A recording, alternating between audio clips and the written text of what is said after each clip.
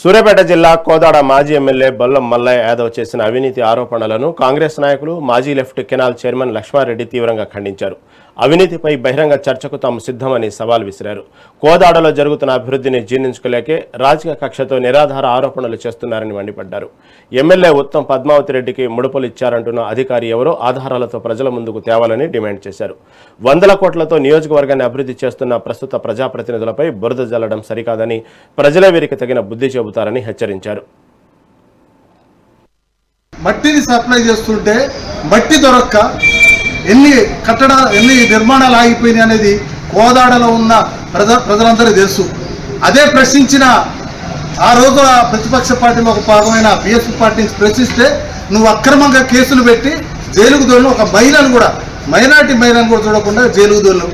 నీ టైంలో జరిగిన బహుజనుల మీద జరిగిన అరాచకాలు నువ్వు కేసులు పెట్టిందంతా బీసీల మీద, ఎస్సీల మీద, ఎస్టీల మీద కేసులు పెట్టి అక్కడ డబుల్ బెడ్రూమ్ ఇళ్ల విషయంలో స్వామి నాయక్ మాట్లాడుతుందని చెప్పి ఆయన మీద అక్రమ కేసులు పెట్టి ఆయన లోపరుచుకున్నావు.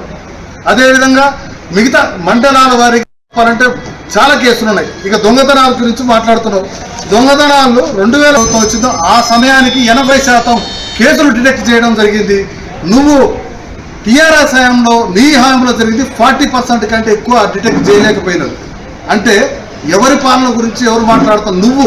ఈ రోజు నువ్వు టీఆర్ఎస్ పార్టీ కావచ్చు, బీఆర్ఎస్ పార్టీ కావచ్చు, నీకు అక్కడ విలువ లేదు, సీటు లేదు, పార్టీలో విలువ లేదు, జనాల్లో విలువ లేదు. విలువ లేకపోయినా కానీ అది కాపాడుకోవడం కోసం ప్రెస్ మీట్ల ద్వారా నువ్వు చేసిన తప్పుల్ని రిపీట్ చేసి నేనేదో నిజాయితీగా పరిపాలన చేస్తా అనుకుంటున్నావు. నువ్వు ఇంకొక విషయం చెప్పాలంటే ఈరోజు మనం రాష్ట్ర వ్యాప్తంగా కూడా అవినీతి పరులలో మొట్టమొదటి స్థానంలో ఉండేది నువ్వు మాత్రమే. అదే నిజాయితీ పరులలో ఈ రాష్ట్రంలో అన్ని పార్టీల నుంచి తీసుకున్నా కానీ ఉత్తమ్ కుమార్ రెడ్డి గారు అంతకంటే ఒక మెట్టుగా ఎక్కువగా పద్మావతి రెడ్డి అమ్మగారు మాత్రమే నిజాయితీగా ఈ కోదాడ హుజూర్నగర్ నియోజకవర్గాల్లో